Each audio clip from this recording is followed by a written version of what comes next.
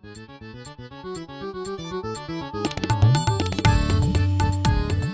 Back to तीन ताल। आज तक रेडियो पर आप 119वां एपिसोड सुन रहे हैं तीन ताल का, ताऊ बाबा और सरदार के साथ। अच्छा, ये तो जो बोलते हो वेलकम बैक टू तीन ताल, लोग तो इसको बैक बैक सुन रहे हैं। वेलकम बैक तो हम होते हैं बस। नहीं, उसमें ब्रेक लगता है ब्रेक बीच में। वाले। हाँ, लेकिन एक बात है, सरदार का होम एपिसोड है ये, कैसे?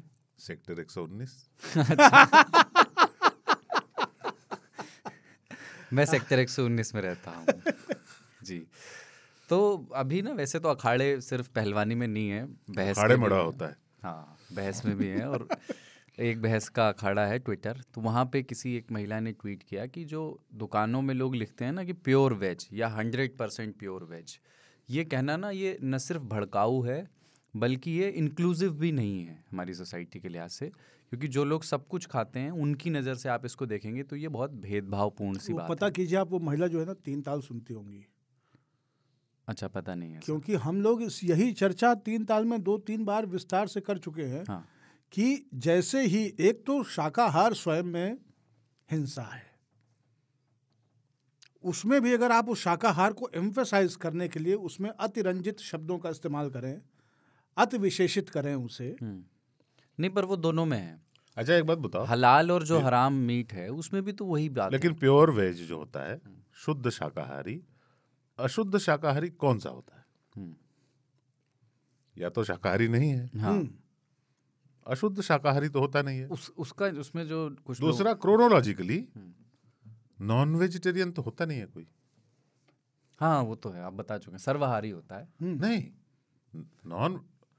पहले आदमी मीट खाता था, फिर कुछ लोगों ने कहा कि हम नॉन मीट नहीं वेजिटेरियन खाएंगे। तो वो होते हैं जो नान से सब्जी खाते हैं। तो नॉन मीटेरियंस होते हैं, नॉन मीटेरियंस होते हैं। नॉन मांसाहारी के पहले नहीं लगना चाहिए, नॉन शाकाहारी क्योंकि इन्होंने नॉन बोला है, नान उन्होंने नो नहीं बोला कभी भी। तंदूर से गार्लिक नान निकलवा के उसको कोई सब्जी से खाता है तो नॉन वेजिटेरियन है।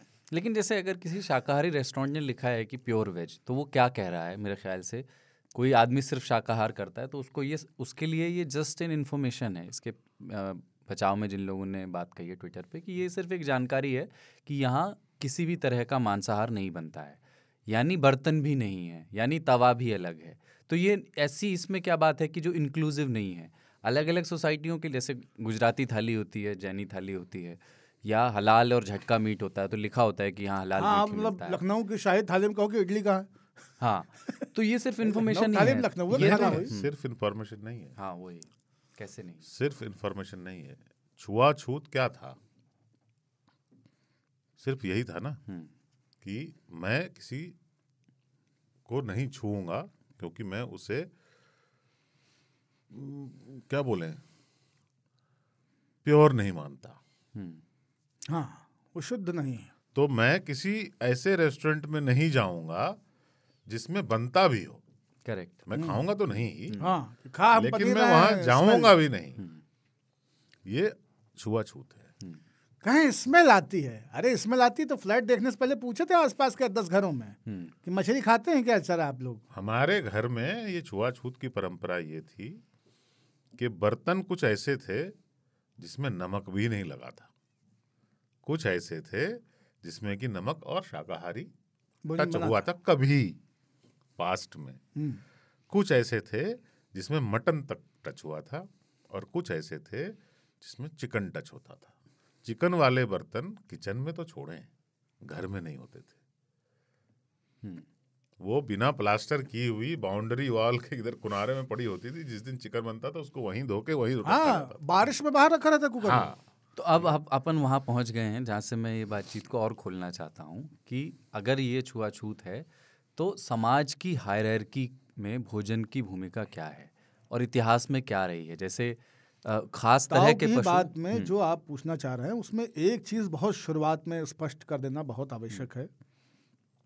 इस देश में शाकाहार का पालन करने वाले लोगों में बमुश्किल 5% ऐसे लोग होंगे जिनको रेड मीट नहीं खाना है, डॉक्टर ने मना किया है, हजम नहीं होता है, पसंद नहीं है, इसलिए वो शाकाहार कर रहे हैं। 95% लोग शाकाहारी आज भी धार्मिक और जातिगत कारणों से ही शाकाहारी हैं, पारिवारिक कारणों से, पारिवारिक कारणों से।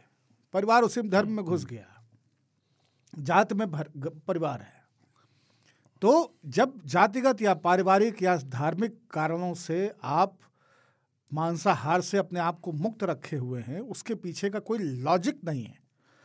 मतलब आपने ट्राई तक नहीं किया है। किसी चीज़ को खारिज करने से पहले आप उसको ट्राई करते हैं ना, एक बार कोशिश करते हैं। आपने ट्राई भी नहीं किया है। और इसमें और जो जीव जंतु से प्रेम है ना, वो वाला एंगल नहीं है। अगर पापा नहीं खाते, मम्मी नहीं खाती, कोई नहीं खाता, घर में दादाजी भी नहीं खाते थे, तब जीव जंतु से प्रेम वाला बात नहीं है, कोई दूर दूर तक नहीं था। क्योंकि आपके घर में चमड़े की चप्पल सब पहनना है, तो जीव से इतना ही प्रेम था तो चमड़े की चप्पल भी नहीं पहननी चाहिए थी, है ना। और बैल का मुंह बांध के जो उड़द की दाल मलवाते हो वो भी ठीक नहीं है।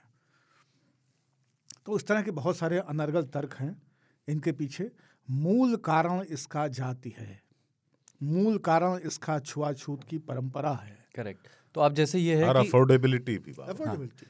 आप बहुत संभ्रांत सही आमदनी वाले परिवार से आते हैं तो आप अफोर्ड कर सकते हैं वेजिटेरियन होना। मतलब इस तरह का कि बर्तन नहीं छूऊंगा, प्योर वेज वाले में जाऊंगा, सबके लिए संभव नहीं होता है कि वो चुन सकें। तो इसमें ये कि जैसे आपको बेहतर हिंदू या बेहतर ब्राह्मण बनाता है, बेहतर सनातन बनाता है उनकी धारणा के हिसाब से, अगर आप सिर्फ प्योर वेज बनाते हैं। वही बात हर धर्म में भी तो है। मतलब वही बात अगर आप हराम झटके से काटा गया मीट खाते हैं तो वहाँ पर भी वही आपको बेहतर सरदार बनाता है, झटका आपको बेहतर सरदार बनाता है। अच्छा, हाँ। हलाल आपको बेहतर मुसलमान बनाता है। कोशर आपको बेहतर यहूदी बनाता है। और जब मटन अच्छा या गोश्त किसी भी तरह का अच्छा ना पका हो तो वो आपको बेहतर क्रिश्चियन बनाता है। अच्छा। बेहतर यूरोपियन उबला हुआ। मैंने एक शब्द पढ़ा और मुझे बड़ा उस पर शब्द ही इतना अजीब है, मीट कंटेमिनेशन। भोजन में मीट कंटेमिनेशन। जैसे जो शाकाहारी है वही शुद्ध है और जो अशुद्ध है वो सब कुछ मांसाहार है। तो शुद्ध और अशुद्ध की धारणा तो भोजन बनाए जाने के तरीके से तय होनी थी कि कितना साफ सुथरे माहौल में बनाया गया। हाइजीन बेसिकली ये तय होता है कि शुद्ध अशुद्ध। भोजन का कंटेंट क्या है, इससे थोड़ी शुद्ध अशुद्ध तय होना चाहिए। मतलब कुछ है ना ये। एक बात यही बात है ना, एकदम घटिया जगह पे प्योर वेज रेस्टोरेंट के किचन में चले जाना, पता चल जाएगा कितना प्योर है, शुद्ध है। वही मैं कहने जा रहा था कि जो शुद्धता की बयानबाजी है, आप एक रेस्टोरेंट में इसलिए नहीं जा रहे हैं क्योंकि वहाँ पे नॉनवेज भी बनता है। जब उसने कहा यहाँ पे केवल वेजिटेरियन खाना मिलता है और ऊपर लिखा है शुद्ध शाकाहारी वैष्णव भोजनालय, शुद्ध भी है, शाकाहारी भी है, वैष्णव भी है, मतलब प्याज लहसुन नहीं होगा, जो कि बाय द वे फॉलो नहीं होता। वो वैष्णव जितने ढाबे हैं सब में प्याज काट के देते हैं वो। लेकिन मखनी दाल में चूहा मरा हुआ है, कॉकरोच अरहर से निकाल के फेंका गया है, सूड़ी घूम रही है आटे में, है ना, बिलार मूत के गई है पका हुआ चावल जो है, और सब जीरा फ्राई करके आपको खिला दिया जाएगा। तो कौन सी शुद्धता की लड़ाई कर रहे हैं आप? यहाँ स्पष्ट कर दे बाबा कि हम वेजिटेरियनिज्म के खिलाफ नहीं है। अच्छी चीज है कि आप ये खाना मतलब प्रूवन है साइंस से कि अच्छा है, आप खाते रहिए, पर ये करना कि आपने उस टेबल पे खाया है तो मैं नहीं खाऊंगा। अरे ताऊ पेट परेशान ना हो इसलिए ज्यादा में मटन बनाते हुए हम उसमें साग डालते हैं। ताऊ एक चीज़ और, जैसे आप कह रहे थे कि पहले मांस खाता था इंसान, उसके पास वही विकल्प था, बाद में उसने शाकाहार सीखा। ये कब हुआ कि कैसे हुआ होगा? मैं सोचता हूँ कि मांस खाने वालों के प्रति घृणा हुई जब वर्ण व्यवस्था आई और ये सोचा गया कि उसमें अफोर्डेबिलिटी का भी है। जिनके पास रिसोर्सेस का कंट्रोल था, जिनके पास खेतों का सब्जियां उगा के खा सकते थे, जिन्होंने जंगलों को, बागों को, खेतों को कंट्रोल किया, उन्होंने अपनी फूड साइकिल से जिन लोगों को एक्सक्लूड किया, वो नॉन वेजिटेरियंस के तौर पे, वो मांसाहारियों के तौर पे आइडेंटिफाई किए गए। अगली जातियों के लोग, कभी भी आपको दलितों में क्यों नहीं मिलता शाकाहार का पूर्वाग्रह? कभी भी आपको पिछड़े गरीब लोगों में क्यों नहीं मिलता है शाकाहार का पूर्वाग्रह? और ये अजीब सी विडंबना है कि अति कुपोषित महिलाओं और खून की कमी वाली महिलाओं का ये देश है। दुनिया में सबसे कम, मतलब सबसे ज्यादा खून की कमी वाली महिलाएं इस देश में है, दुनिया में संख्यात्मक रूप से। आप उनको प्रोटीन नहीं खाने देते हैं। क्या आप जानते हैं ना, गुजरात जैसा समृद्ध राज्य, बार बार सवाल उठते हैं, मोदी जी पे उठाया जाता है कि वो कुपोषण, पोषण, न्यूट्रिशन इंडेक्स में बहुत नीचे आता है। उसका कारण सिर्फ यही है और कुछ नहीं। आप बेसन से क्या क्या एक्सपेक्ट 2014 हाँ, मतलब 2014 के बाद मिड डे मील के कितने ही राज्यों में सरकारें जैसे जैसे 2013 के बाद बदलना शुरू हुई, मध्याह्न भोजन से उबला हुआ अंडा बाहर कर दिया गया।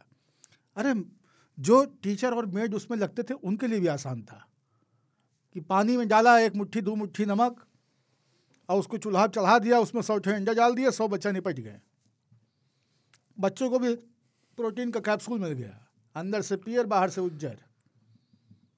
खाओ नहीं जाके बप्पा दे नमक लायक हुई खाई ले हैं, संझा की बैतौनी पार। आपने वो ओशो का सुना है कि शाकाहार पे उनके क्या विचार थे? वो कहते हैं कि आदमी को स्वभाव से शाकाहारी होना चाहिए क्योंकि वो बंदर से बना है। और अगर डार्विन सही है, क्योंकि हमारी लॉन्ग इंटेस्टाइन्स हैं, लंबी इंटेस्टाइन शाकाहार नेचुरली शाकाहारी होने को दर्शाती हैं, तो इंसान को स्वभाव से शाकाहारी होना चाहिए, ये ओशो कहते हैं। हाँ, क्योंकि ओशो जिस कम्युनिटी के नायक थे, जिस समाज के दार्शनिक या बाबा थे ओशो, वो कहते थे कि जो खाए अघाए लोग हैं मेरे पास वही आए।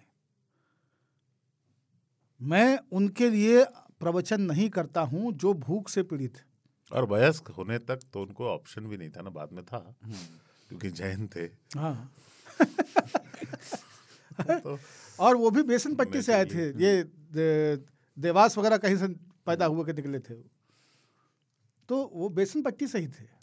मेरा एक दोस्त है, वो कहता है कि मैं वेजिटेरियन का जूठा नहीं खाता। जिस अमेरिका में ओशो ने अपना रायता फैलाया, उस अमेरिका में जो सबसे रिचेस्ट ऑफ द रिच है, वो वेजिटेरियन अप्रोच की बात करता है, वेगन अप्रोच की बात करता है।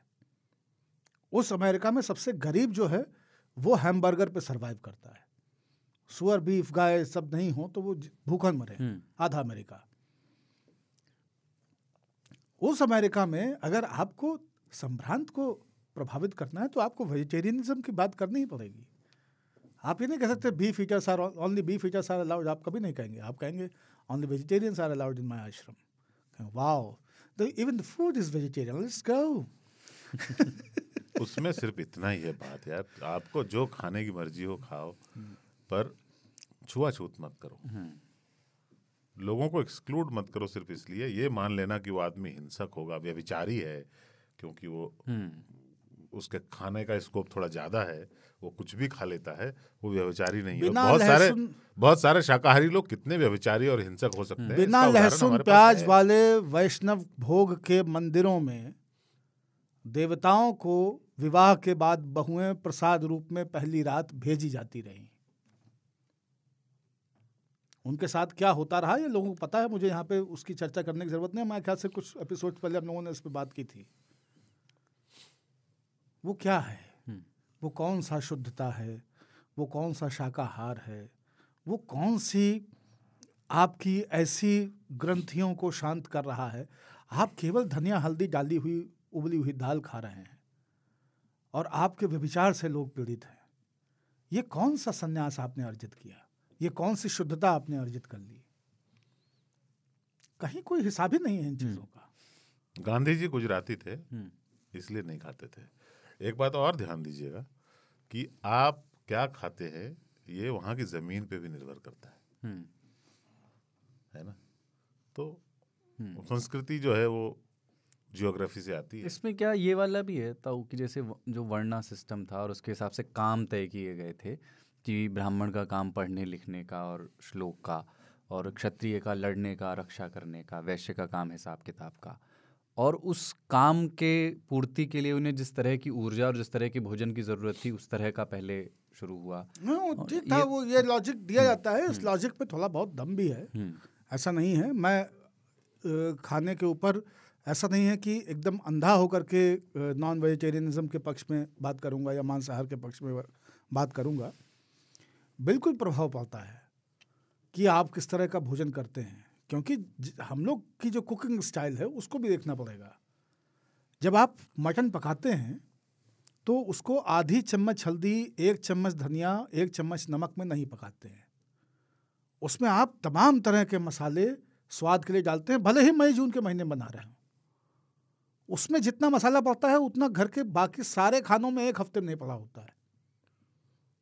तो उस मटन को खाते हुए, उस प्रिपरेशन को खाते हुए आपको अतिरिक्त ऊर्जा, अतिरिक्त ऊष्मा, अतिरिक्त तेजी का एहसास होगा ही होगा। स्पाइसेस की अपनी एक साइंस है।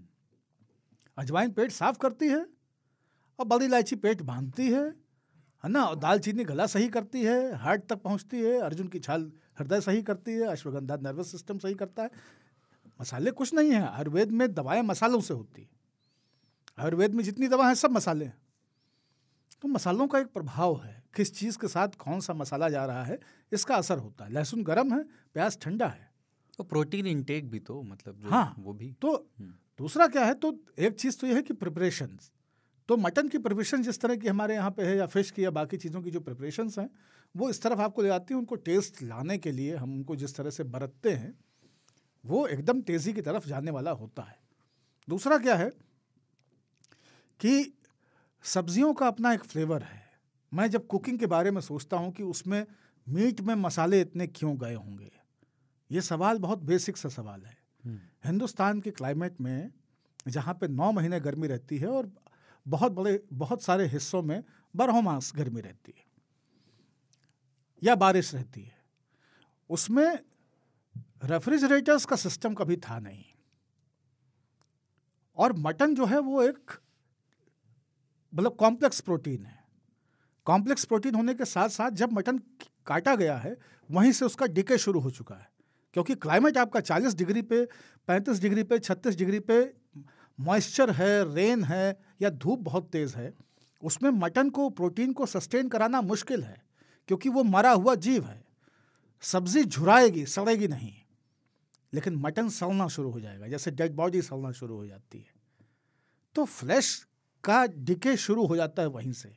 फ्लैश को अगर आप स्पाइसेस के साथ नहीं बरतेंगे तो स्मेल और असर, बहुत सारी चीज़ों की प्रॉब्लम्स आपको हो सकते हैं। इसलिए मटन बहुत पहले खाना शुरू हुआ ना भाई, रेफ्रिजरेटर बहुत बाद में आया है।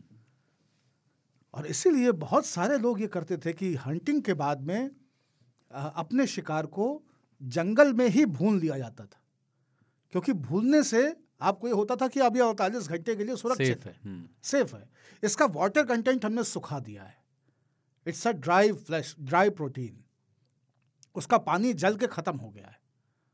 तो वो 48 घंटे अब उसका कुछ जल्दी से बिगड़ेगा नहीं, वो चल जाएगा। लेकिन वो कटा हुआ है, जंगल में बारिश है और आपने हिरन मार दिया है, या आपने एक और कोई जानवर मार दिया है, भेड़ मार दी है आपने, और उसको लाद करके दोपहर की हंटिंग, आप शाम को गांव पहुंच रहे हैं, आपको उसी दिन बना के खाना पड़ेगा। अगले दिन के लिए वो सस्टेन ही नहीं करेगा, क्योंकि वो डेड बॉडी है भाई साहब, वो कटी हुई लौकी नहीं है, वो आधा पकाया हुआ कद्दू नहीं है जो आधा अगले दिन के लिए रख दिया गया है टोकरी में वापस, वो आधा कटा हुआ प्याज नहीं है जो आधा औंधाया हुआ नमक की बारदानी के ऊपर रखा है कि सवेरे दाल के तड़के में या पोहे में इस्तेमाल हो जाएगा। उसका डिके रेट बहुत फास्ट है, इसलिए उसको स्पाइसेस के थ्रू प्रोटेक्ट किया जाता है, हील किया जाता है। हमने देखा है कि कैसे हल्दी से मटन को धोने की परंपरा रही है विलेजेस में। पहले मैरिनेशन का प्रोसेस जो है वो एक तरह से उस मटन की हीलिंग है जो मटन आप कंज्यूम करने जा रहे हैं। तो स्पाइसेस का ये है। दूसरा क्या है कि ये प्रोटीन है, तो प्रोटीन पे उन लोगों को जोर देने के लिए कहा गया कि भाई आपको लड़ाई करनी है, मांस खाओगे नहीं तो मांस मजबूत कैसे रहेगा। फीफा देखते हुए क्या लगता है, फीफा देखते हुए यही लगता है कि वेजिटेरियन होने की बहुत बड़ी कीमत भारत चुकाता है। और वर्ण व्यवस्था पे आ जाऊं मैं, इस कमरे में हम तीनों वैश्य हैं, सीमा पर जो लोग हैं वो क्षत्रिय हैं, है ना, और ब्राह्मण तो सिर्फ शिक्षक होते हैं। हाँ, है ना, हाँ, मुख्य शिक्षक भी होते हैं। हाँ? मुख्य शिक्षक भी होते हैं। कर दीजिए आप। हम जो है एक दिन में सामान्य भारतीय वैश्य और शूद्र की भूमिका में रहते क्या कैसे खाएगा वो। शिक्षकों को मत खिलाइए, हो सकता है ज्यादा नहीं मारे लड़कों को, पर पहले जो शिक्षक होते थे ना, जिसको ब्राह्मण कहते हैं, विप्र, गरीब जो है होना उनकी नियति होती थी, वो पेड़ के नीचे बैठे होते थे, उनको आवश्यकता ही नहीं थी कुछ खाने की। हमें दफ्तर आना पड़ता है भाई साहब, है ना, और देश को चलाना पड़ता है, पैसे कमाने पड़ते हैं, उस समय हम वैश्य के रोल में होते हैं और बाकी जो चीज़ें हम अपने हाथ से करते हैं वो शूद्र का काम करते हैं। तो हम सभी वैश्य और शूद्र के बीच में फ्लिट करते रहते हैं दिन में, और ब्राह्मण तो बहुत कम है इस देश में, और वो आंदोलन कर रहे हैं। कुछ पैरा ब्राह्मण है, बिहार में पैरा ब्राह्मण होते हैं, उनको कूट दिया जाता है लाठियों से। बस पैरा ब्राह्मण, कुछ कॉन्ट्रैक्ट पे ब्राह्मण, और कुछ सही में सरकारी ब्राह्मण, सुविधा के ब्राह्मण। हाँ, 10-12 लाख क्षत्रिय हैं या 14 लाख अग्निवीर मिला के वो लोग हैं। पुलिस को भी गिन लो तो ठीक है, हम लोग खत्रिय। हाँ, तो आप अगर वही नियम लागू करना चाहते हो जो शास्त्रों में लिखा है और आपने व्हाट्सएप पे पढ़ा है तो कृपया इसको फॉलो करें। जैसे अंबेडकर ने लिखा बाबा कि जाति को तो जाति एक धारणा है और उसको तोड़ने का जो असली उपचार है वो धारणा नहीं, सिस्टम है। हाँ, उनका ये कि उसको तोड़ने का मतलब उसमें मनःस्थिति भी है ना, तो उसका ये कि आप अंतर्जातीय विवाह करें और अंतर्जातीय भोजन करें, उससे बदलाव आएगा। तो उसमें अंतर्जातीय विवाह के साथ साथ अंतर्जातीय भोजन पर भी उन्होंने जोर दिया है कि एक दूसरे के समाज में एक दूसरे की रसोई में पकने वाला भोजन जो आपके घरों में परंपरा के तौर पे नहीं बनता रहा है उसको चखें, उसको साथ बैठ के खाएं। तो वो ट्रस्ट बिल्डिंग नेता लोग करते हैं आजकल। हाँ, हाँ, एकदम नया थाली, नया ग्लास, नया कटोरी चमकता हुआ, अलग ही तरीके का चमकता हुआ, वो एक नया ट्रेंड है। और फिर उनकी किचन तो उनकी होती है पर मेन्यू इनका होता है। वैसे नहीं चलता है, जो वो खाते हैं वो खाना पड़ेगा। और दूसरी बात है, जन्म से होने वाली कोई व्यवस्था बदलती नहीं है। किसी आप ट्राइबल के अंतर्जातीय विवाह कर लेने से क्या होता है, पिता के काज की जो जाति होती है वो दूसरे की जाति हो जाती है। अंतर्जातीय विवाह करने से एक चीज अच्छी होती है कि दो अलग अलग मुख्तलिफ जातियों की भोजन परंपरा की रसोई एक जगह पकने लगती है। हमारे लिए बहुत अच्छा है। एक नंबर वो, दूसरा ये होता है कि आप जेनेटिक डाइवर्सिफिकेशन होना बहुत जरूरी है। उस हिसाब से जो संतानें होती हैं, बाबा अंतर्जातीय विवाह के प्रोडक्ट हैं, तो आप देख सकते हैं कि ये बहुत अच्छा है। ये पटना कॉलेज के प्रोडक्ट नहीं है। तो यही है, वो उसको हमेशा इन कारणों से नहीं, नेताओं के मामले में तो हम एक ही चीज समझते हैं, देश में बच्चों की क्वालिटी के हिसाब से अंतर्जातीय विवाह उत्तम है। आदिवासियों में जब कोई भी आदिवासी इस देश का किसी भी हिस्से का जब वो प्रमुदित होता है, आनंदित होता है, तो वो खाने पे, हर आदमी खुशी में खाना, वो खाने में क्या खाता है? नॉनवेज। जिस दिन वो खुश होता है, बाकी दिन भात, भूजल भात है, माढ़ी बा, हना ताड़ी बा, भात बा, रोटी बा, टिक्कर बा, सब्जी पलाकी बा, भूजा बा। जिस दिन वो खुश होगा उस दिन कहेगा कि एक कड़कनाथ तो बनता है, या आज एक बकरी गिरा ली जाए, 4 लोग मिलकर उसको निपटा देंगे। पिछले महीने तुम्हारा नंबर था, इस महीने हमारा नंबर है। जितने भी नेता जाते हैं आदिवासियों के यहाँ, ट्राइबल के, नहीं, फलाना had break the bread at tribal household. अरे उस ट्राइबल से पूछे ना कि वो क्या खिलाना चाहता है खुश होके। हे सुदामा, क्या है तुम्हारे पास? देसी मुर्गा। आज तक परसा गया किसी नेता को? किसी नेता को आपने देखा? वही बन जाएगा आलू, नहीं ऐसा करो, आलू नहीं, बहुत अच्छी सब्जी मत बनाओ, आलू भुजिया बना दो, एक दाल बना देना, चावल एकदम बेसिक उबाल करके। मीठे में क्या मिलता है तुम्हारे गांव में? ना ऐसा लड्डू भी मिलता है ना। हम लोग वैसे घर में क्या बनाते हो? खीर बनाते हैं। खीर बनाएगा। सेवई बनाते? नहीं, सेवई नहीं, खीर बनाओ। सलाद नहीं काटना कुछ भी, प्याज नहीं चाहिए, नमक अलग से रखना थोड़ा सा। अब पूरी नहीं बनाइएगा, रोटी बनवाइए। क्योंकि आप आदिवासी के घर में जब खाना खा रहे हैं तो इस कॉन्शियस के साथ खा रहे हैं कि इस खाने की तस्वीर बाहर जाएगी, और जो हम खा रहे होंगे उसके बेसिस पे भी हमको जज किया जाएगा। ये तो जज किया जाएगा कि आप आदिवासी के यहाँ खा रहे हैं। इतने श्रेष्ठ परिवार, कुल, जाति, दल और शक्ति के रिप्रेजेंटेटिव होने के बावजूद आप एक निर्धनतम और अंतिम पायदान पे खड़े हुए किसी व्यक्ति के घर में कुटिया में बैठ के आपने भोजन किया। तो एक परसेप्शन तो ये गया कि आदिवासी घर में खाया, लेकिन आदमी तो ढीठ है। वो कहता है कि जूम करो जरा, काका खाइन। काका खाइन भी आप डिफाइन करते हैं, वो आदिवासी डिफाइन नहीं करता है, क्योंकि वो आदिवासी आपको बहुत सारी चीज़ें खिलाना चाहता है। और वहाँ पे आप ये रिस्क नहीं लेते हैं कि आप अपनी कास्ट को दुखी करें या जो पावर कंट्रोलिंग कास्ट हैं उनको दुखी करें। वहाँ पे आप ये रिस्क नहीं लेते हैं कि जो हमारी कास्ट के नहीं हैं लेकिन वेल डूइंग हैं उनको हम ये दें संदेश, या जो हमारे विरोधी हैं उनको हम ये संदेश दें कि नहीं बहुत लैविश खा रहे हैं, अच्छा देखो बेचारा कैसे कैसे तो जुगाड़ करके पनीर काट रहे हैं उसके घर पे, शर्म नहीं आती इनको। आप एकदम बगैर जीरे और वाली सिर्फ दाल। लेविश नहीं, नॉनवेज भी नहीं खा। जो नॉनवेज सवर्ण नहीं नेता खाए, जब बिल्कुल, जाते हैं बिल्कुल। दलितों के घर में, कभी नॉनवेज नहीं। एक मैं वो पढ़ रहा था तमिलनाडु में, जैसे कैसे अलग अलग फूड पेय सब चीज़ें खाने की कैसे सामाजिक उनका बंटवारा होता है। तो तमिलनाडु में कॉफ़ी जो है वो ब्राह्मणों और सवर्णों की हो गई, और चाय जो वो दलितों और पिछड़ों की रही। उसका कारण वो समझाते हैं, किताब है उसमें था, किसी ने उसके बारे में लिखा कि ये माना गया कि जो अच्छी कॉफ़ी है, अच्छी फ़िल्टर कॉफ़ी, वो गाय के दूध से ही बनती है, और गायें इस तरह से वो गाय से जुड़ी, और गायों पर नियंत्रण सवर्णों और नहीं, और ब्राह्मणों का अफोर्डेबिलिटी, क्योंकि कॉफी की पैदावार कभी भी उतनी नहीं रही जितनी चाय चाय की की है। रही। तो इस संकट ये है कि एक चीज बीज से बन रही है और एक पत्ती से। हाँ पत्ती तोड़ना आसान काम है, बीज कलेक्ट करना, प्रोसेस करना थोड़ा सा मुश्किल काम है। हाँ, तो उसमें फिर अंग्रेज आए, कॉफ़ी के क्लब्स बने, और उन सारे क्लब्स को जो लोग मैनेज करते थे वो सवर्ण जाति के थे। उधर चाय, वहाँ जो अंग्रेज के साथ कोई बैठता नहीं ना। वहाँ जो चाय के बागान थे, उनमें जो काम करने वाले मेहनतकश लोग थे, उनके लिए विज्ञापन आए उस समय। चाय जो किसान थे चाय के, उन्होंने विज्ञापन किए कि ये चाय जो है आपकी थकान दूर कर सकती है। और फिर मज़दूरों को चाय दी जाने लगी कि, और 25 पैसे उनसे लिए भी जाते थे, और फिर वो इस तरह से मज़दूरों के घरों में पहुंची चाय कि ये थकान दूर करती है, क्योंकि हम लोग मेहनत करने वाले लोग, और मज़दूर ज़्यादातर ओबीसीज और दलित्स थे। तो अभी भी भारतीय घरों में चाय इसलिए नहीं पिलाती कि चाय का स्वाद लेना है। हर घर में चाय की एक ही वजह है, सुबह उठे आला सारा चाय बना दीजिए, स्फूर्ति, है ना। ऐड में ये वर्ड होता है स्फूर्ति। हाँ, ऑफिस से चले आ रहे हैं, चाय चाहिए। घर में कोई आया यात्रा करके, चाय बना दे।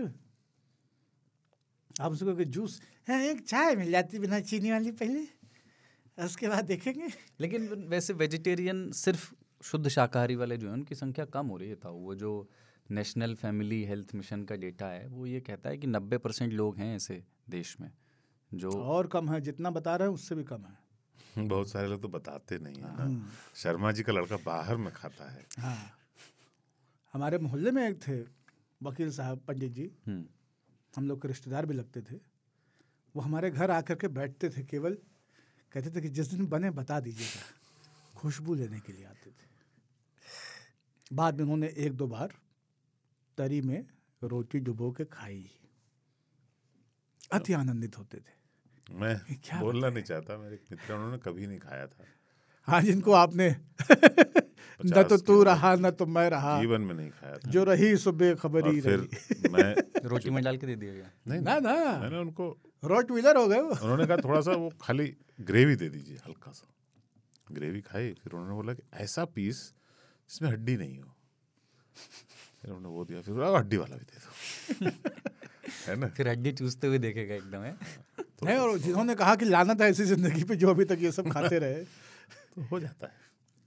हाय कमबख्त तूने पी ही नहीं। दूसरे वो जो चाप खाने जाते हैं ना, सोया, मैं उन्हीं की बात कर रहा था, जिसमें वो लिखा होता है क्लियर कि ये तंदूरी है, ये फिश चाप है, ये अरे यार आप चाप स्वाद लेना टिक्का, चाहते हो। चाप मलाई, अफगानी चाप, तंदूरी चाप, है ना, मतलब गजब हाल है। पिछले कुछ समय का सबसे खराब इजाद यही है भोजन में। हाँ, एकदम नहीं पसंद है। वो जैन चिकन जैसा मसला हो गया है। वो दोहा है तुलसी बाबा का कि राम रमापति कर धन लेहू, राम रमापति कर धनु लेहू, खींचहु चाप मिटाए संदेहू। खींचहु चाप मिटाए संदेहू। चापो चाप एकदम हो गया भाई साहब। ठीक है, तो अब चिट्ठियों पे बढ़ते हैं। बिल्कुल बिल्कुल। और पहली चिट्ठी आई है शीतल यादव, अहमदाबाद गुजरात, हाल निवासी, सराय जुलैना नई दिल्ली। वाह, ताऊ बाबा सरदार और सभी 3 तालियों को जय हो। आशा करती हूँ कि आप सब मज़े में होंगे। आप तीनों ने गुजरात पर ढेर सारी बातें की पिछले एक एपिसोड में, जिसमें हम 3 तालीय गुजरातियों का नाम भी लिया गया, जो सुनकर मैं खुशी से गदगद हो गई। गुजराती व्यापार, खाने और राजनीति के लिए पूरी दुनिया में मशहूर हैं। जब तक मैं गुजरात में रही तब तक अपने आप को सामान्य मानती रही, लेकिन जैसे ही मैंने जामिया में पहले दिन क्लास में इंट्रोडक्शन मैंने अपना दिया और मेरे मुंह से अहमदाबाद निकला, तो पूरी क्लास और गेस्ट फैकल्टी मेरी तरफ ऐसे देखने लगी जैसे मैं किसी और ग्रह से आई हूँ। तुम गुजराती तो बिजनेस करते हो, पत्रकारिता में क्यों आने का सोचा? मैंने मन में सोचा कि पत्रकारिता भी तो एक बिजनेस बनकर रह गया है। फिर सोचा कि छोड़ो, आखिर में मार्क्स तो इन्हें ही देने हैं। तब पता चला कि हम गुजरातियों की छाप ही कुछ अलग है। वो मार्क्स होंगे, आप लेने होंगे। तब पता चला कि गुजरातियों की छाप कुछ अलग ही है। खान पान, बोली, व्यवहार और सोचने का तरीका सब कुछ उत्तर भारतीयों से बहुत अलग है। वैसे तो जड़ उत्तर प्रदेश की होने से मेरे घर में हिंदी बोली जाती है, लेकिन गुजरात में रहने वालों की हिंदी काफ़ी अलग होती है। 39 हिंदी बैच वाले स्टूडेंट्स के साथ मैं अकेली नॉन हिंदी बैच वाली। क्लास में मेरा अलग ही स्वैग है। गुजरात चुनाव के दौरान सबसे ज़्यादा हाईलाइट क्लास में मुझ पर ही रहती थी। जितने गेस्ट फैकल्टी आते मुझसे पूछते थे कि क्या हाल है गुजरात का, किसकी सरकार बन रही है, वगैरह वगैरह। जितने ख़तरनाक हमारे वहाँ के लोगों के नाम होते हैं, उतने ही शांत स्वभाव वाले होते हैं हम गुजराती। बात की जाए कि अगर सबसे ज़्यादा गुजरात के कल्चर को गलत धारणाएं उसके बारे में किसने बनाई हैं, तो वो है तारक मेहता का उल्टा चश्मा, और बची खुची कसर अनुपमा ने पूरी कर दी है। मैं जेठालाल की बड़ी फ़ैन हूँ, लेकिन जलेबी, फाफड़ा और ढोकले के प्रश्न से परेशान हूँ। भाई, हम लोग रोज़ नहीं खाते हैं। अगर रोज़ 300 रुपये किलो फाफड़ा और 160 रुपये किलो जलेबी खाएंगे तो बिना टिकट फिर यूपी भागना पड़ेगा। खाने को लेकर जो धारणा है कि तुम लोग खाने में शक्कर क्यों डालते हो, भाई कैसे समझाऊं कि सारे गुजराती मीठा नहीं खाते। बाकी मैं हिरेन भाई और अमित भाई की चिट्ठी से पूर्ण सहमति रखती हूँ। गुजरात पर जितना लिखो उतना कम है। जय गरवी गुजरात। शीतल यादव, अहमदाबाद, गुजरात। हाल निवासी, सराय जुलैना, दिल्ली। शीतल बहन,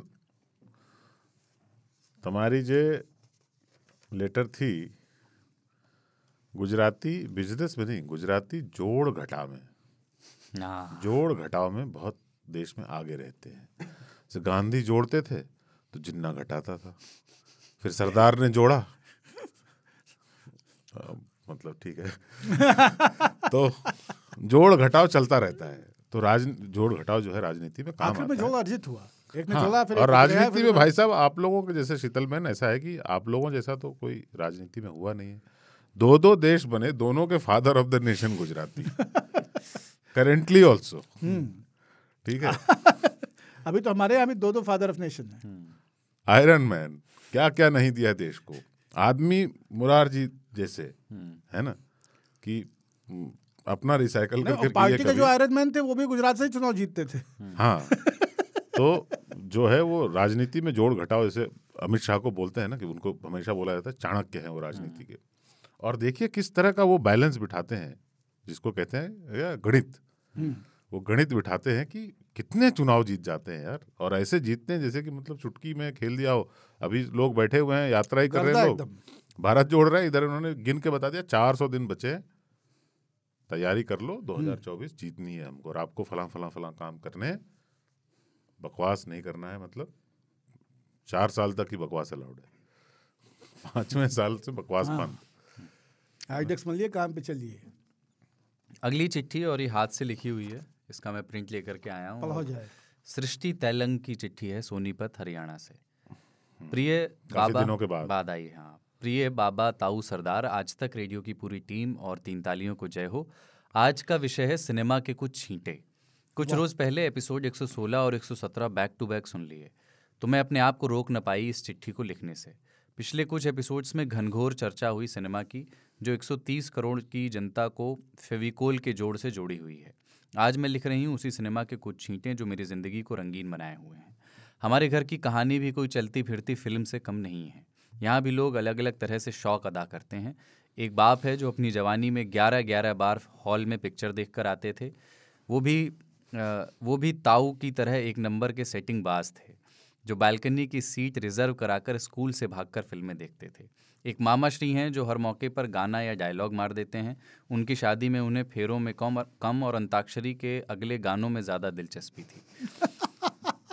एक माँ हैं जिन्हें पुराने विलेन और उनके घर और उनके लाइफस्टाइल बहुत पसंद हैं। यहाँ तक कि जब हमारा नया मकान बन रहा था तो चिंता का विषय था कि घर अजीत जैसा यादों की मैं यही बारात कहने वाला जा रहा बनवाएं। था कि कहीं साला जो है मतलब बत्ती लगी हुई है, मगरमच्छ है, नीचे आग का कुंड है। हाँ, तो घर अजीत जैसा यादों की बारात वाला बनवाएं या कालीचरण जैसा।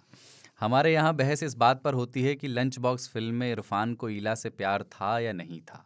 तो कुछ ऐसी अटपटी फैमिली के बीच में बड़ी हुई जिसके कारण फिल्में हमारी ज़िंदगी का एक महत्वपूर्ण हिस्सा बन गईं।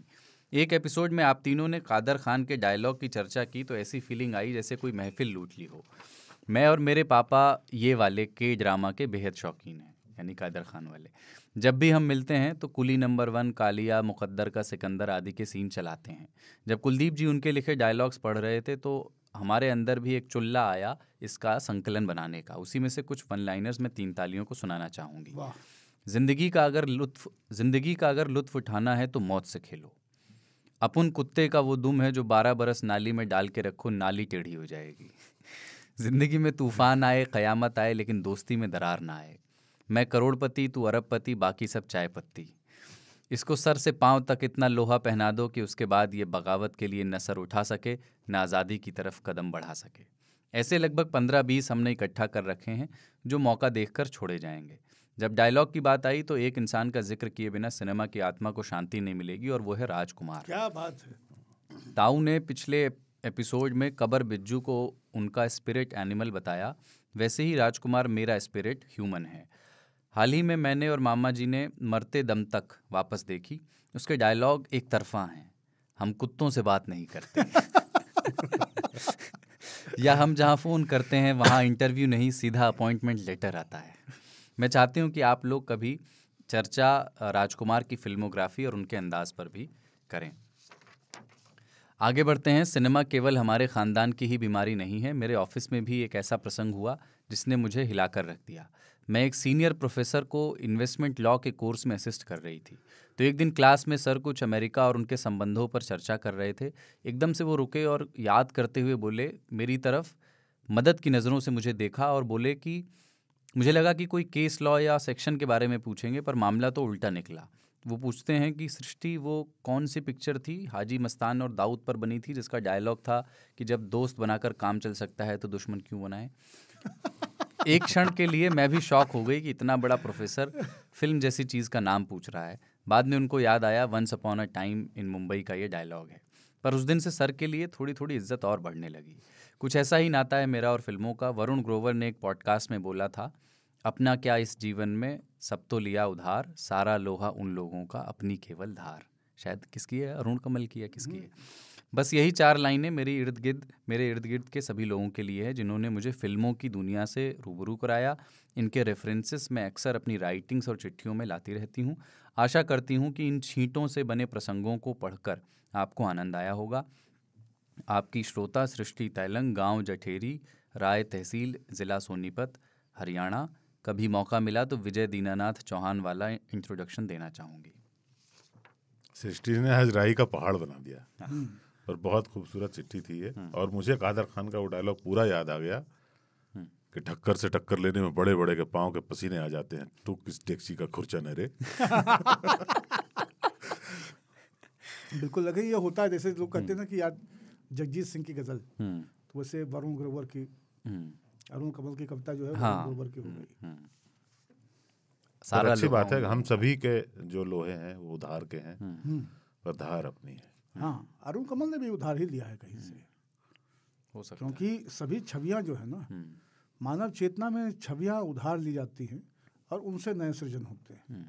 References come from other places, other people, वही कहानी है। और राजकुमार पर और उनके अंदाज पे अपन बात करेंगे। ये राजकुमार पे भी करेंगे, संतोषी पे भी करेंगे। अगली उसकी आ रही है पिक्चर एक, अच्छा, गांधी वर्सेस गोडसे। वाह, वो कौन सी उनकी थी वो जगीरा वाली, उसके बाद से कोई फिल्म आई थी उनकी संतोषी जी की, नहीं जानते हैं। China Gate. नहीं, संतोषी की एक पिक्चर आई थी ना, बहुत अच्छी थी वो। रणबीर कपूर और कटरीना कैफ की फिल्म थी। वाह, हम दोनों को नहीं देखते हैं, ठीक है। बहुत ही अच्छी थी वो, कॉमेडी अच्छा बनाते हैं, उनको गांधी गोडसे में पढ़ना नहीं चाहिए। कैसे अच्छी हो सकती है पिक्चर? राजकुमार संतोषी अंदाज अपना अपना, वो कॉमेडी अच्छी बनाते हैं उनको। राजकुमार संतोषी का ऑफिस जो था मुंबई में, अब पता नहीं किस रूप में है, लेकिन बताते हैं कि वहाँ पे गोरकी वोरकी और तमाम सारे रशियन राइटर्स, टॉल्स्टॉय, इस तरह से तमाम अच्छा। सारे, हाँ मतलब वो वेल रेड और थोड़ा सा इस तरह से एक्सप्लोर करने वाले आदमी रहे, ऐसा बताया जाता है। मैं जब भी गोरकी सुनता हूँ ना मुझे पतरकी आता है। मतलब उसको गोरखा बोलना चाहिए, लड़का है। कहा गया तो हर बचिया हो गुरकी की गोरकी ना ना पतरकी। अगली चिट्ठी है प्रणव कुमार की। 3 ताल परिवार को जय हो, सिनेमा घर पर हुई चर्चा मजेदार रही। मुंगेर, प्रणव कुमार हैं, प्रणव प्रताप सिंह नहीं है। नहीं वो नहीं है, हाँ। मुंगेर और भागलपुर में मैंने शायद ही किसी को सिनेमा घर या सिनेमा हॉल कहते सुना है। वहाँ पर टॉकीज कहते हैं, जैसे बैद्यनाथ टॉकीज, नीलम टॉकीज, शारदा टॉकीज। मैंने पहली फिल्म बैद्यनाथ टॉकीज में देखी थी, गंगा किनारे मोरा गाँव हो। 115वें एपिसोड में भोजन के साथ प्रयोग पर बात हुई, अच्छी चर्चा है। मैंने भी ऐसे 1-2 प्रयोग किए हैं। बैद्यनाथ टॉकीज देवघर में है, तो कई जगह होगा। शारदा टॉकीज भागलपुर में। नहीं हम तो अच्छा। फैक्ट चेक हो रहा है अभी स्टोरी का। हमारे यहाँ सब कुछ बाबा के नाम पे है। एक है शंकर टॉकीज, एक है बैद्यनाथ टॉकीज, एक है भगवान टॉकीज।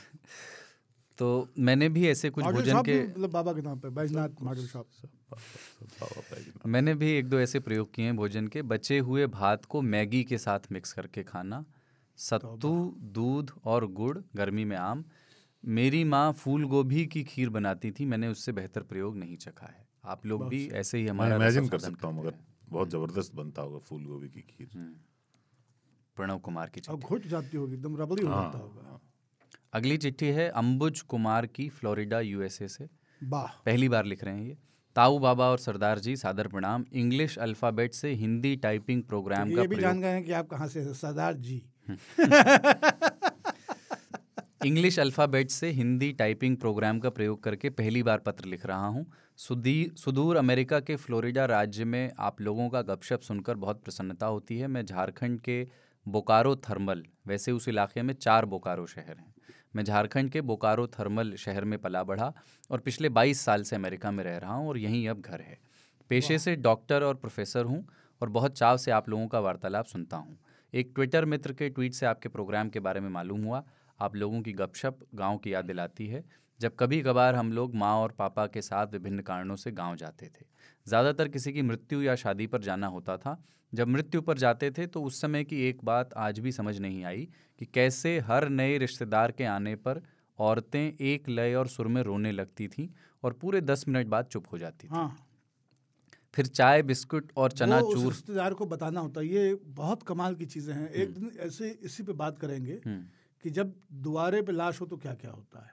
ठीक है। रिचुअल, इस पे बात करेंगे। वो रिचुअल रोना है। और वो काव्यात्मक रुलाई है, इतना मजेदार है वो, ऐसी काव्यांजलि दी जाती है। जय बार। दूसरा क्या होता है ना कि इनके यहाँ मौत हो गई और इनके यहाँ किसी को दुख ही नहीं है, ये संकेत नहीं है। ये इसको लेकर बहुत कॉन्शियस है। ये मृत्यु जो है कितनी बड़ी चीज है, इसका एक पोर्ट्रेट देना ही देना है, इसका एक सेंस आए हुए आदमी को देना ही देना है। और दूसरा क्या है कि सबसे अपेक्षा भी है इस वक्त मदद की, साहस की, उम्मीद की, आस की। तो कोई फुफारी वो एक्चुअली उनकी भी आबरू रखी जाती है जो आ रहे हैं, हाँ कि तुम आए हैं, क्योंकि it is very difficult for that person to cry. तो उनको एक एक क्यों दिया जाए? एंट्री पॉइंट दिया जाता है कि आओ, it's okay, you can cry, we all are join crying. The chorus. हाँ, उसके बाद कोरस। हाँ, तो ये इसको रख लेते हैं, करेंगे इस पे बात। और इन्होंने आगे लिखा है कि उसके बाद चाय, बिस्कुट और चनाचूर आ जाता था और सब गपशप में मस्त हो जाते थे। ये सिलसिला पूरे 10-12 दिन हर नए रिश्तेदार के आने पर दोहराया जाता था। खैर, आप लोगों की बैठकी बाबा, चाचा, फूफा या फिर जो भी बड़े लोग थे उनकी बैठकी की याद दिलाती है, जहाँ ज़्यादातर बातें उस समय बहुत एक महत्वपूर्ण दृश्य लगती बहुत थी। सुंदर याद आ रहा है। इन्होंने बताया कि कैसे 10-12 दिन तक चलता था। तो उसमें शुरू होता था, अरे कहा बताई भैया चले गए, अभी इनका ब्याह नहीं कहा छिटका उका, आओ आप ठीक हो। अब यहाँ से विषांतर हो रहा है, देखिए, आप ठीक हो, हाँ तो बस से आए, जीप ले ली थी, चाय लाया बच्ची। ये एक ही फॉन्ट साइज में विषांतर हो रहा है। फिर मृत्यु थोड़ी के देर में अवसाद से जंजीर 4 तोला की है का। और उसमें सबसे हास्यास्पद ये हो जाता है कि कल तक तो ठीक ही थे।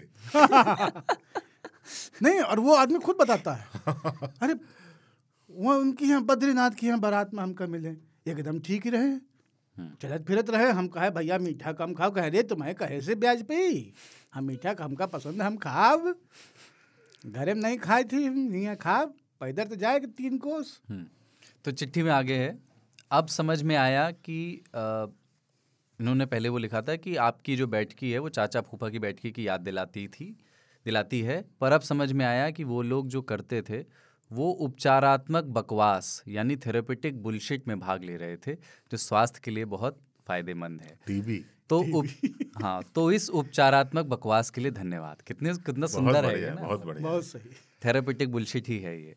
पर उपचारात्मक बकवास में 100% तो सब कुछ सही नहीं हो सकता। वैसे ही जब आप उपचारात्मक बकवास करते हैं तो विज्ञान, मेडिसिन इत्यादि के विषयों पर थोड़ा सतर्कता बरतने की विनती है।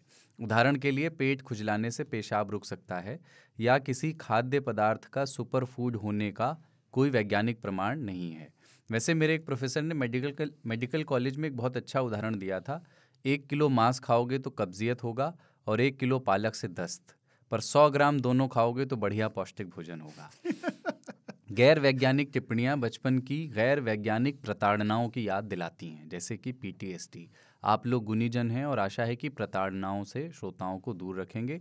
बचपन का थेरेपेटिक बुलशिट जारी रखें और आनंद को बिखेरते रहें। उम्मीद है कि संरचनात्मक प्रतिक्रिया का आप लोग कंस्ट्रक्टिव फीडबैक का आप लोग बुरा नहीं मानेंगे। स्वस्थ रहें, प्रणाम और जय हो। सर माथे पर है और पेट खुजाने वाली बात थी ना, वो एक ट्रिक है। हाँ, वो होता कुछ नहीं है उससे। हाँ, अंबुज वो कुमार सुपर फूड है। इनका नाम है, अंबुज कुमार, पिनेलिस पार्क, फ्लोरिडा, USA। नहीं, और अब्बुल भाई आप इसको इस तरह से भी देखें कि 3 ताल एक चर्चा की जगह है, यहाँ पे विद्वता का कोई स्थान नहीं है।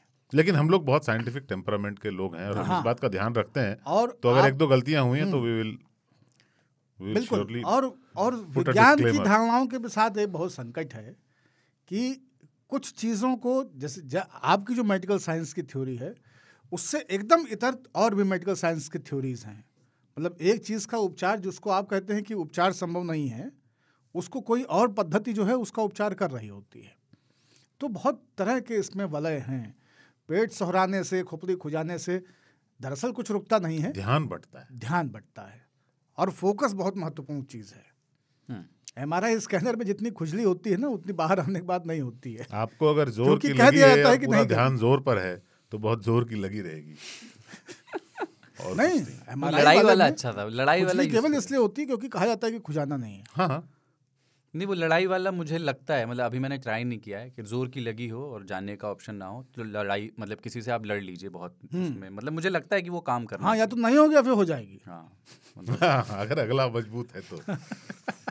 अगली चिट्ठी राहुल राहुल, भाई लिखते रहे लेकिन। हाँ, अगली चिट्ठी राहुल श्रीवास्तव की है, रीवा मध्य प्रदेश से। बाबा ताऊ और सरदार को सादर प्रणाम। राहुल से शुरू हुई 3 ताल की चर्चा आज राहुल देखिए। तक पहुंची है। बघेल खंड की मिट्टी की सौंधी खुशबू लिए हुए, सफ़ेद शेरों की विरासत को अपने अतीत में समेटे हुए, विंध्याचल की पहाड़ियों, जंगलों और प्रपातों की धरती रीवा से आप तीनों को पाए लागी। चरण स्पर्श का ये स्वरूप रीवा में केवल क्रिया रूप में उपयोग नहीं होता है, बल्कि अस्त्र की तरह फेंक कर मारा भी जाता है।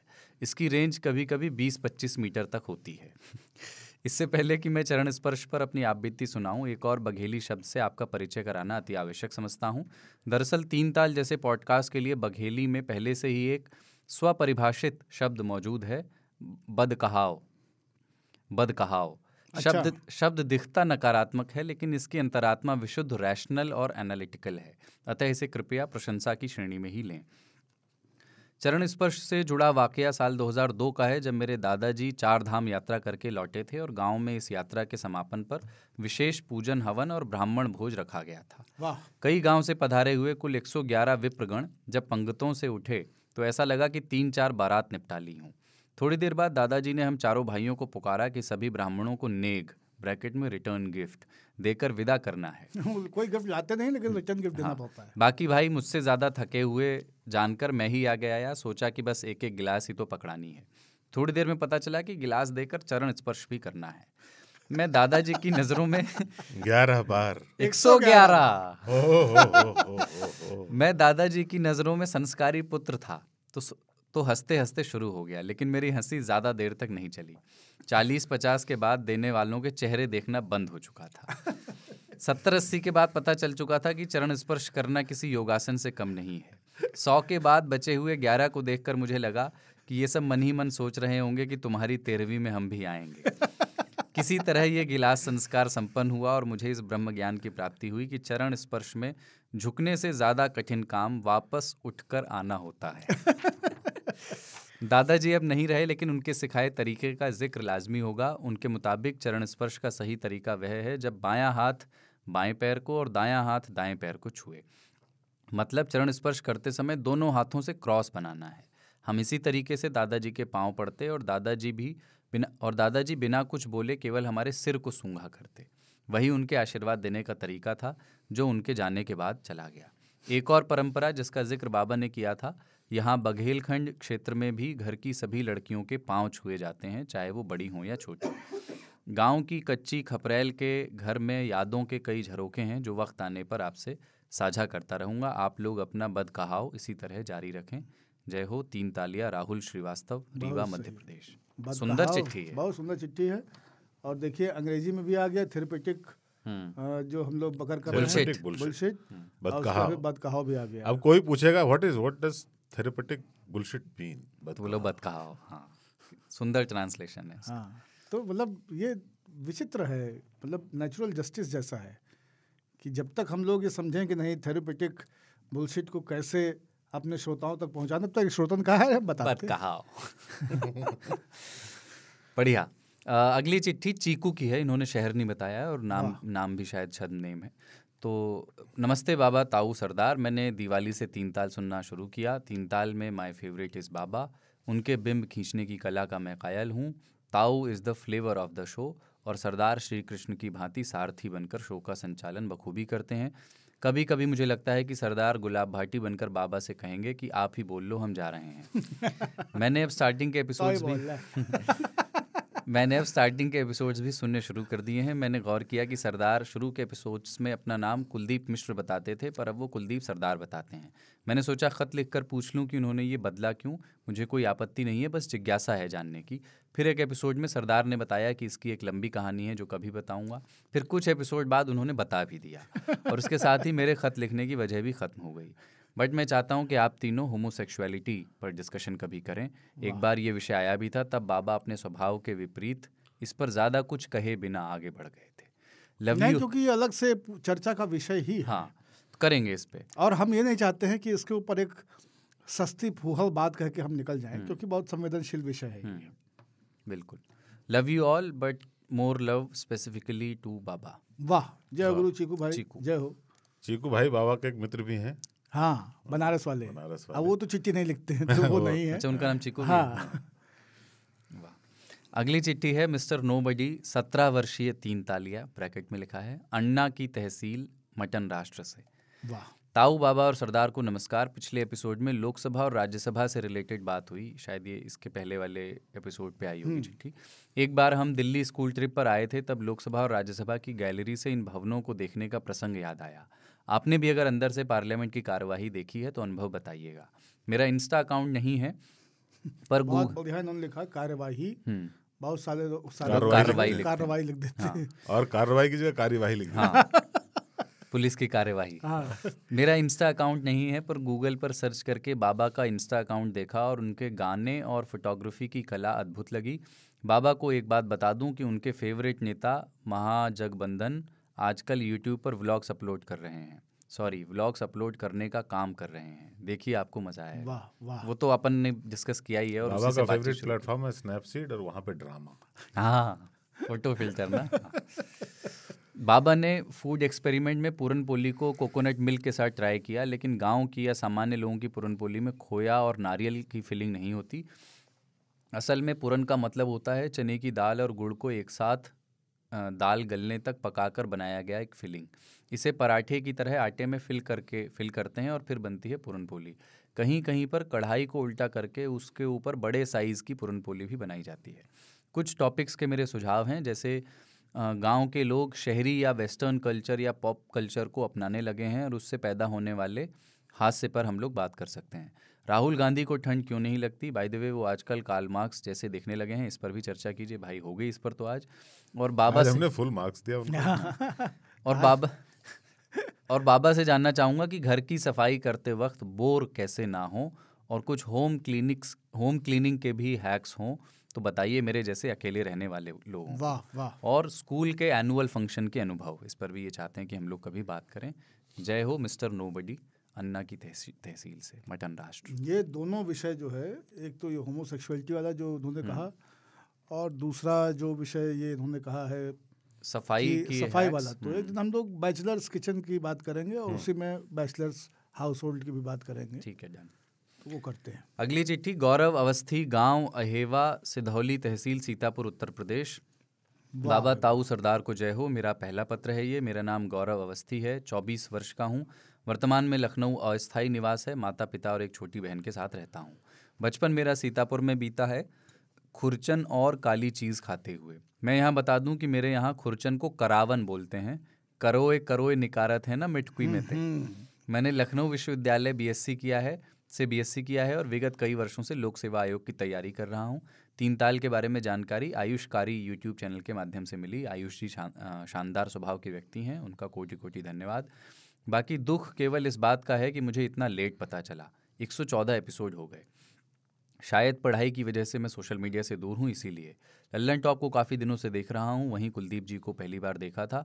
एक बार मैं लल्लन टॉप अड्डा साहित्य आजतक में भी आया हूँ 2019 में, जो कि मेरा पहला दिल्ली आगमन था।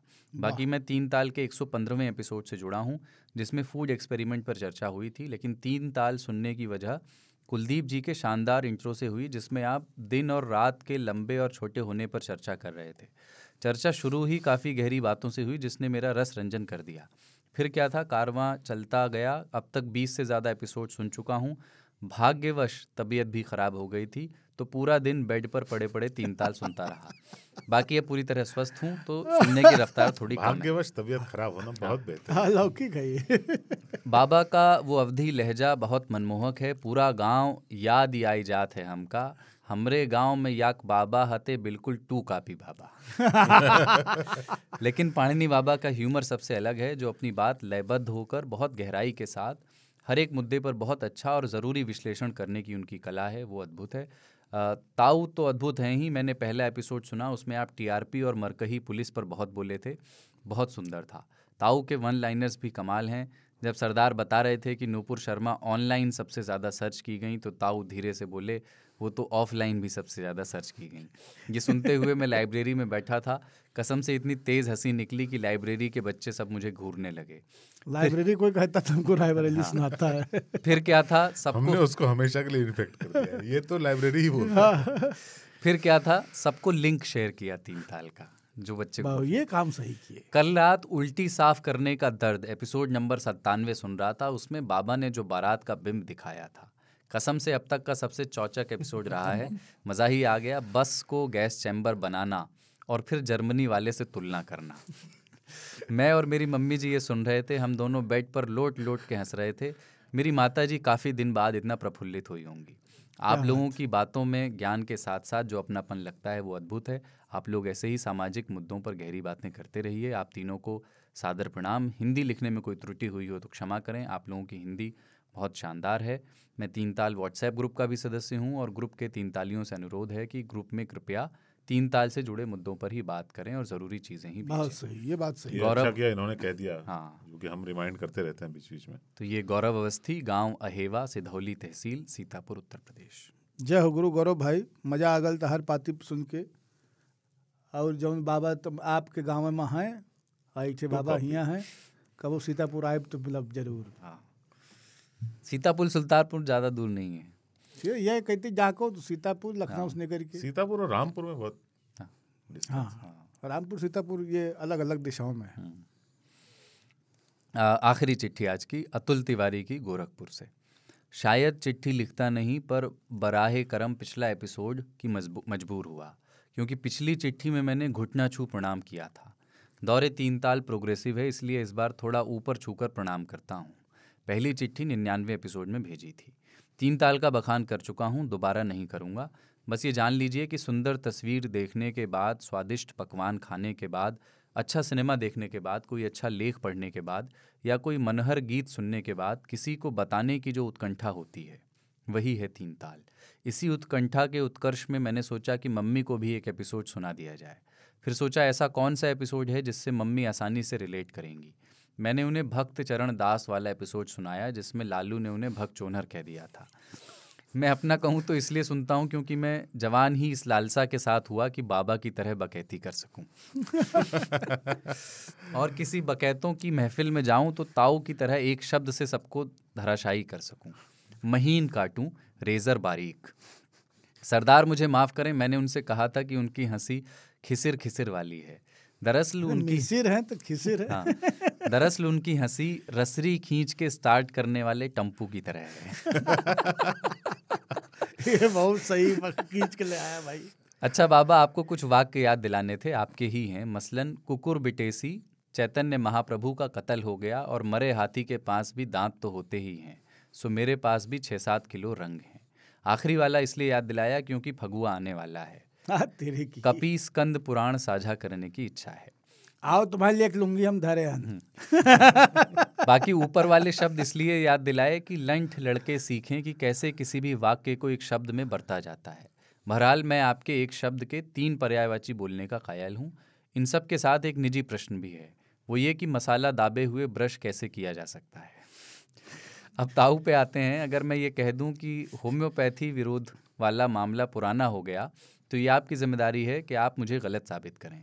मैं आपको अपनी तरफ से एक और जिम्मेदारी सौंपता हूं कि आप होम्योपैथी के साथ साथ अनार का भी विरोध करें।